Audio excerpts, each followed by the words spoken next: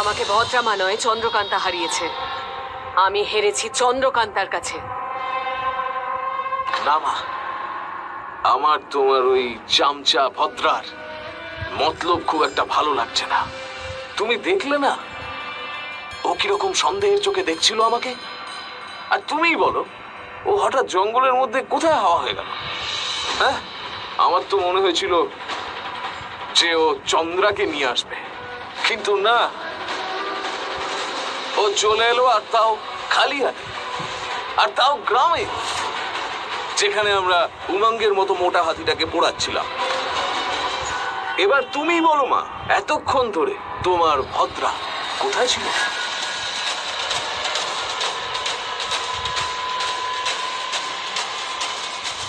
তুই বলতে চাইছিস ভদ্রামা এখন ওখানে ওদেরকে সাহায্য করছে, আমাকে না করে চন্দ্রকান্তাকে সাহায্য করছে? না, উনি ভদ্রামা, উনি আমার গুরুমা। কিন্তু এটাও ঠিক যে ওনার এতটাও বুদ্ধি নেই।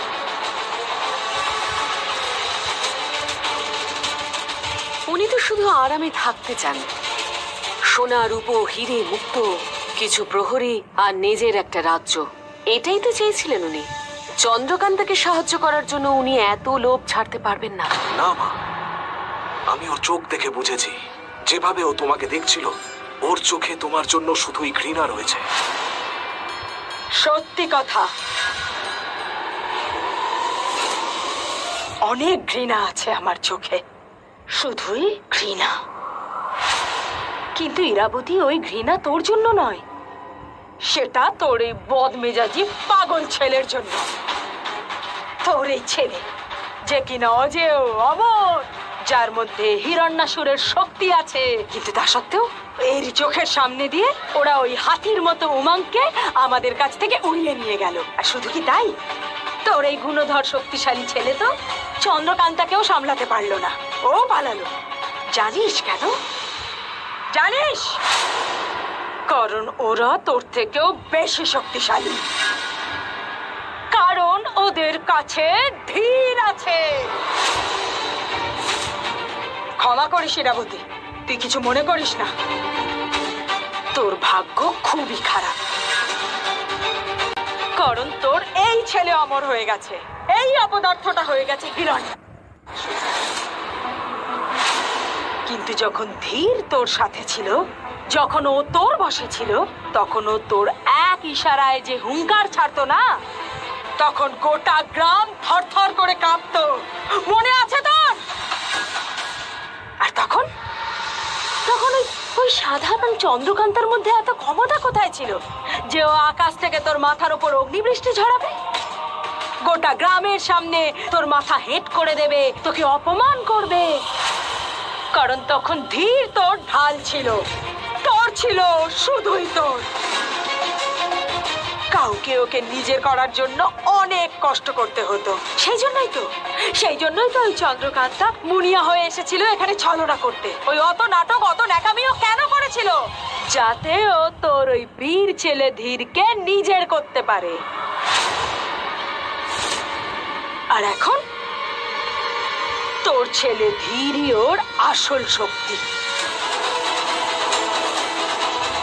আর ও হলো এক আহত বাঘী। এই বুড়ি, চুপ চুপ। কত ক্ষমতা না তোর মধ্যে যে বারবার এক দুর্বল মহিলার গলা টিপে ধরিস। খুব শক্তি না তোর? আরে যা যা গিয়ে গ্রামবাসীদের বল, যা গিয়ে বল যে তুই অজেয় অমর। যা গিয়ে বল ওদের যে তুই ওই আকৃতি চন্দ্রকান্তকে ভয় পাস না। যা গিয়ে ওর মাথা হিট করে দেখা। যা গিয়ে বল ওদের যে ওদের ভাবি রাজাকে, ওদের আসল মালিক কে। যা যা যা যা গিয়ে বল। আজ আমি একে শেষ করে দেবো। মেরে ফেলতে আমি বলছি, কেন? ছাড় বলছি, ছাড়। উনি ঠিকই বলছেন।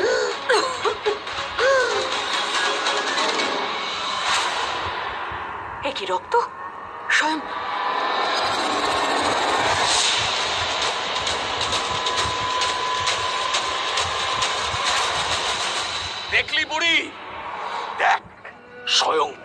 শক্তিশালী। দেখ কত শক্তিশালী তুই! ও বাবা, আমি তো ভয় পেয়ে যাচ্ছি তোকে দেখে। যা আর গিয়ে দেখা তোর এই ক্ষমতা ওই গ্রামবাসীদের। বল ভাবি রাজা। কি করে? শান্ত হ, শান্ত হ সবার আগে।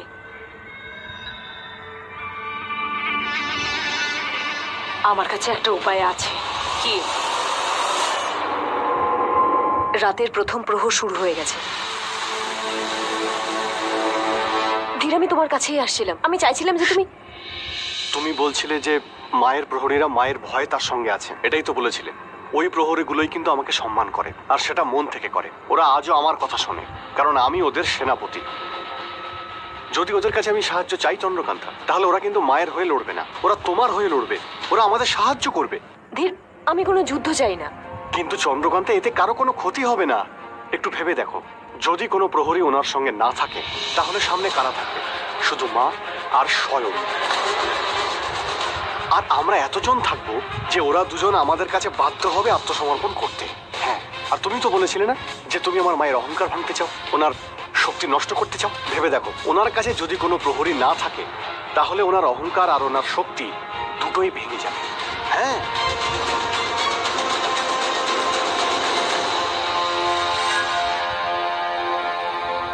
দেখো চন্দ্রকান্ত, আমি জোর করে কিছু করতে বাধ্য করব না। তুমি বিজয়গড়ের হবু রানী, যা তোমার ঠিক মনে হয় তুমি তাই করো। ধীর,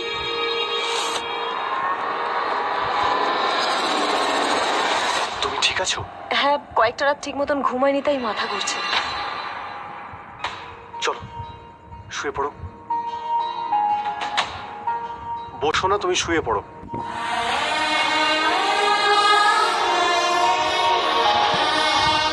এবার তুমি বিশ্রাম করো, তুমি একটু ঘুমো। কেউ তোমায় জ্বালাতন করবে না, আমি সব সামলে নেব। জানি, আর তুমি ঠিক বলেছো, আমরা সেরকমই করব। আচ্ছা, এখন যাও। মেঘ এখনো ফিরে এলো না, ওকে একটু দেখে এসো না। হ্যাঁ, ও তো গয়নাকে খাবার খাওয়াতে গেছে, এক্ষুনি চলে আসবে। হ্যাঁ, কিন্তু জঙ্গলটা খুবই ভয়ঙ্কর, কত জঙ্গলি জানোয়ার আছে। ওকে ফিরিয়ে আনো। যাচ্ছি, তুমি ঘুমাও না।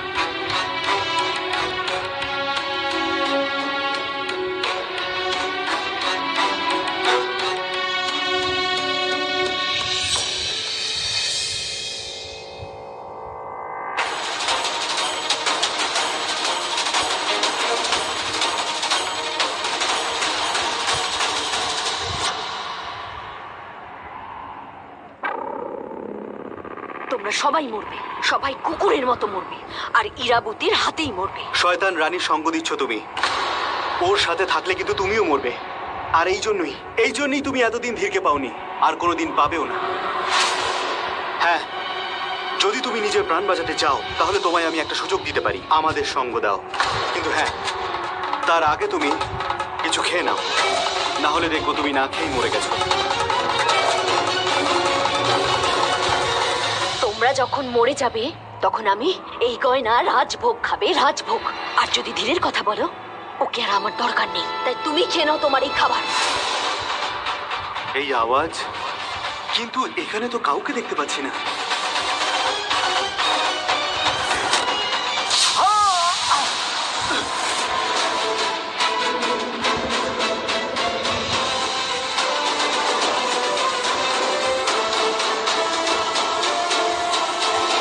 মেঘ,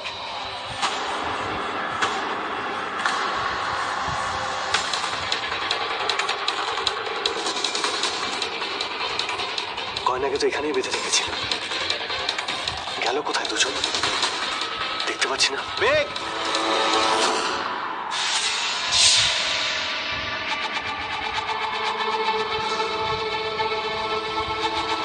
আমি আগে থেকেই জানতাম যে তুমি বিশ্বাসঘাতক। তুমি এখনো ইরাবতীর সঙ্গে আছো, তুমি আমাদের ঠকিয়েছো। চুপ!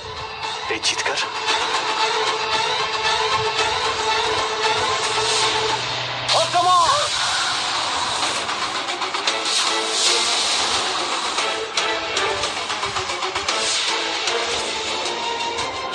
কোথায় পালিয়ে গেলে ভদ্রমা?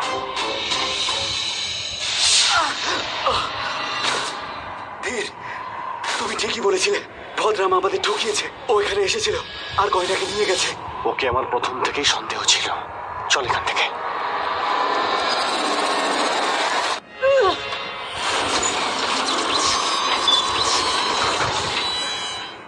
চন্দ্রকান্তকে ধরার জন্য আমাদের কোনো না কোনো উপায় বের করতেই হবে। এই শব্দটা কিসের? এই বুড়ি, এবার কি চুরি করে এনেছিস এই বাক্সের মধ্যে?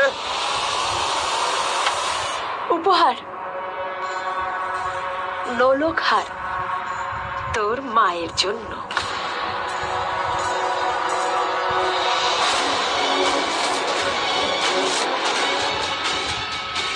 গয়না? হ্যাঁ, একটা মেয়ে আর একটা পঙ্গু মহিলা। না না না, কি যেন বলিস তুই? পঙ্গু বুড়ি। তোর মায়ের যে অনেক বেশি কাজে আসবে। তোর মতে এই অপদার্থ অজেয় অমর হিরণ্যাসুরের বদলে। ওরে আমার হিরণ্যাসুর, তুই তো আসলে হরিণ রে আমার হিরণ্যাসুর। এই গয়না? আরে ও তো জাদু করতেও জানে না, ও আমাদের কোন কাজে লাগবে? মা, বরং মেরে ফেলি একে। এই সর সর ওদিকে। মেরে ফেলি? মানছি মানছি ওর কোনো মায়া শক্তি নেই, কিন্তু ওর কূটবুদ্ধি ভালোই আছে, যেটা তোর মধ্যে নেই। তোর মতো হাত দিয়েও কাউকে মারে না, কিন্তু নিজের চালাকি দিয়ে বড় বড় যোদ্ধাকেও কাবু করে ফেলে। আর এই কথাটা তোর মা রানী ইরাবতী খুব ভালো করে জানে, তাই না ইরা? ওরা একে বন্দি করে রেখেছিল, অনেক কষ্ট করে ছাড়িয়ে এনেছি। আর এই ওদের ষড়যন্ত্রের ব্যাপারে নিশ্চয়ই কিছু জানবে। আর হ্যাঁ, একটা কথা, ওরা কিন্তু 4 জন, চন্দ্রকান্তা, ধীর, মেঘ আর উমাঙ্গ। গয়নাকে যদি আমাদের দলে নিই তাহলে আমরাও 4 জন হয়ে যাব। কিন্তু মা। যা, ওকে ঘরে নিয়ে যা। কিন্তু মা। যা বলছি তাই কর। ওকে এক্ষুনি নিয়ে যা, যা।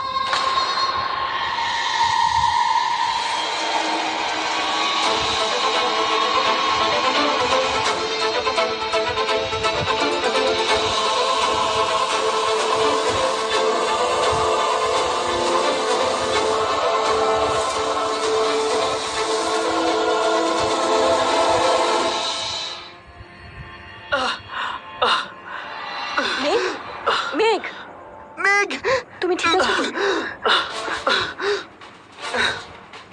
মেঘ, তোমার কি হয়েছে? এই আঘাত লাগলো কি করে? ইরাবতী মেরেছে না ওনার সৈন্যরা তোমার এই অবস্থা করেছে? ইরাবতী নয়, ভদ্রামা। ভদ্রামা আমার এই অবস্থা করে গয়নাকে নিয়ে চলে গেছে। আমি আগেই বলেছিলাম ওকে বিশ্বাস করা ঠিক হবে না, কারণ ও মায়ের খুব কাছের। আর আমার এখন মনে হচ্ছে উমাংকে ওই ধরিয়ে দিয়েছিল। অনেক হয়েছে, অনেক খেলা খেলেছে এরা। এবার উত্তর দেওয়ার সময় হয়ে গেছে চন্দ্রকান্ত। এবার যুদ্ধ হবে, আর এমন যুদ্ধ হবে যে ওরা ধূলিসাৎ হয়ে যাবে। আমি এক্ষুনি গিয়ে আমার প্রহরীদের খবর দিচ্ছি। কেউ কোথাও যাবে না। চন্দ্রকান্ত, তুমি এখনো? হ্যাঁ চন্দ্রকান্তা, ধীর যদি সঠিক সময় না পৌঁছতো তাহলে ভদ্রামা আমায় মেরে ফেলতো। না, মারতো না। দেখো, আমি ওখানেই ছিলাম আর আমি নিজের চোখে সব দেখেছি। তুমি সেখানে কি করে পৌঁছলে, তাও সঠিক সময়? তুমি আমাকে ওখানে পাঠিয়েছিলে। হ্যাঁ, কেন পাঠিয়েছিলাম? মেঘকে ফিরিয়ে আনার জন্য। না, মেঘকে বাঁচানোর জন্য। আমি জানতাম যে ভদ্রামা মেঘের ওপর আক্রমণ করবে। আমাদের কথা হয়ে গিয়েছিল, এটাই পরিকল্পনা ছিল। কিন্তু চন্দ্রকান্তা, ও তো মেঘকে আক্রমণ করেছে, ওর আঘাতও লেগেছে, দেখো একবার। কোথায় লেগেছে আঘাত? দেখাও। এ তো সামান্য আঘাত। এখানে চাঁদ দেখতে পাচ্ছ? এটাই প্রতীক, আমাদের সংকেত, আমাদের পরিকল্পনা। এটা আঘাত ছিল, আবার নয়। আমাদের কথা হয়েছিল যদি স্বয়ং বা অন্য কেউ ভদ্রামার পিছু নেন তাহলে উনি মেঘকে আক্রমণ করবেন, যাতে শত্রুরা আমাদের পরিকল্পনা না ধরে ফেলে। আর ভদ্রামা আমাদের সাথেই আছেন। তাহলে ও গয়নাকে ছাড়িয়ে নিয়ে গেল কেন? কারণ এটাই আমাদের পরিকল্পনা ছিল। কিরকম পরিকল্পনা? উত্তর তো তোদের সামনে। সবার মুখ তোরা বন্ধ করে দে, আর প্রজাদের নিজেদের আয়ত্তে নিয়ে আয়। নিজেদের আয়ত্তে। পরিষ্কার করে বল না বুড়ি, কি বলতে চাইছিস তুই? বলতে তো কিছু চাইছি না, করতে চাইছি। তোর সাথে গয়না বিয়ে দিতে চাইছি। এই বুড়ি, অনেক হয়েছে, এবার থামা তোর নাটক। তোকে তো তোর তো আমি সর্বনাশ করে ছেড়ে দেবো। দেখাবো তোকে যে হিরণ্যসুরের শক্তি ঠিক কতটা। তুই আমাকে সারাক্ষণ অপমান করিস, তাই না? দেখাচ্ছি তোকে, দাঁড়া। ছেড়ে দে স্বয়ং। এখানেই শেষ করে দেবো। ছাড়, ছাড়।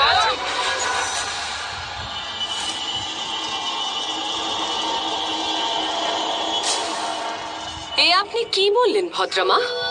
এটা তো হওয়ারই ছিল। আমার স্বয়মের বিয়ে, তাও আবার গয়নার সাথে। কিছুতেই না, শুনতে পেলে? কোনোদিন না। এরা এখানে কি করছে? চুপ কর ইরাবতী, একবার মন দিয়ে আমার পুরো কথাটা শোন, তারপর ভেবে চিন্তে সিদ্ধান্ত নিস। দেখ, সত্যকে গোপন করতে চাইলেও সত্য গোপন করা যায় না। তোর বন্ধু, তোর শত্রু সবাই জানে যে তুই বিজয়গড়ের একমাত্র রানী। ধর আছে না, তোর উত্তরাধিকারী আছে। আর তুই, তোর তো বয়স হচ্ছে নাকি? হ্যাঁ, যদি তুই তোর এই রাক্ষস ছেলে স্বয়মের বিয়ে গয়নার সাথে দিস না, তাহলে তোর দুটো লাভ হবে। প্রথম লাভ, এক তো তোর নিজের পেটের সন্তান এই বিজয়গড়ের সিংহাসনে বসবে। আর দ্বিতীয় লাভ, এই ভাবি রাজার ভাবি রানী এরপর বিজয়গড়ের সিংহাসন দেবে এরই সন্তানকে, মানে তোর নাতিকে। আর ওই চন্দ্রকান্তা তো বিজয়গড়ের সিংহাসনের জন্য লড়তেই থাকবে, কিন্তু বিজয়গড়ের শাসন চিরকাল তোর হাতেই থাকবে। তোর পরে তোর নাতি বসবে ওই রাজ সিংহাসনে, কিন্তু সিংহাসন সব সময় তোর হাতেই থাকবে। গয়না, তোর তো ভাগ্য খুলে গেল। ধীরের সাথে বিয়ে করলে তুই সেনাপতি স্ত্রী হতিস, আর এখন তুই ভাবি রানী হবি। বাহ, কি কপাল তোর।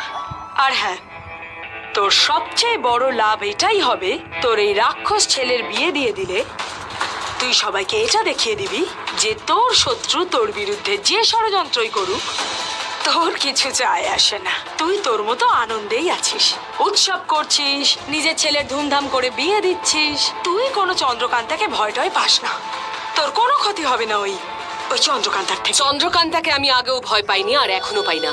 আমার রাজ্য আর প্রজারা শুধুমাত্র আমার আদেশ মেনে চলে, শুধুই আমার। তবে একটা কথা ঠিক বলেছেন, স্বয়ং বংশধর পাবে। না, আমি গয়নাকে বিয়ে করব না। গয়না নয়, কিন্তু তোর তো বংশধর চাই, যা ওই দেবে। এই বংশ আর বংশধরের জন্যই আমি তোর বাবাকে বিয়ে করেছিলাম, আর এবার তোকেও বলছি, আমার বংশধর চাই স্বয়ং। বুঝেছিস?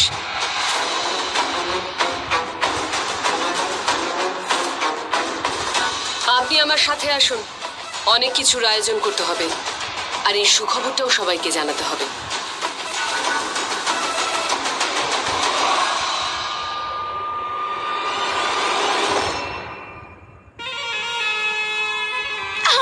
গয়না, তুই এখন এই বিজয়গড়ের রানী হতে চলেছিস। একটু চলাফেরা করে দেখিনি? হ্যাঁ,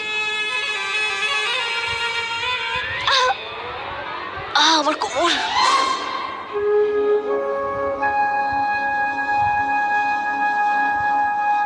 তাহলে যাওয়া যাক। হ্যাঁ,